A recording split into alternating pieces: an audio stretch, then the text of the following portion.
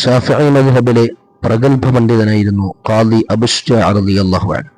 മഹാനവറുകൾ 160 കൊല്ലം ജീവിച്ചവരായിരുന്നു.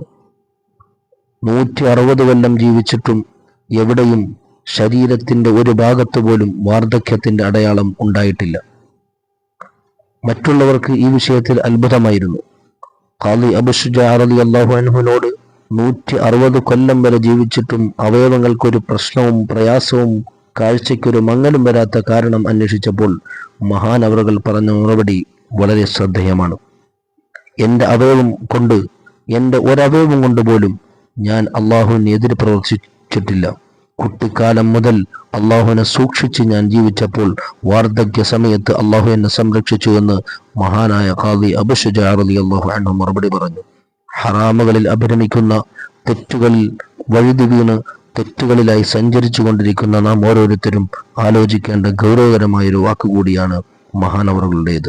തെറ്റിൽ നിന്ന് വിട്ടുനിൽക്കാൻ അള്ളാഹു നമുക്ക് അനുഗ്രഹമായി നൽകിയ നമ്മുടെ കണ്ണുകൊണ്ട്, അള്ളാഹു നമുക്ക് അനുഗ്രഹമായി നൽകിയ കൈകൾ കൊണ്ട്, കാലുകൾ കൊണ്ട്, അള്ളാഹു നൽകിയ ഹൃദയം കൊണ്ട് മോശങ്ങളിലേക്ക് ചിന്തിക്കാനും മോശങ്ങൾ കാണാനും മോശങ്ങൾ പ്രവർത്തിക്കാനും നാം സമയം കണ്ടെത്തുമ്പോൾ മഹാന്മാരായ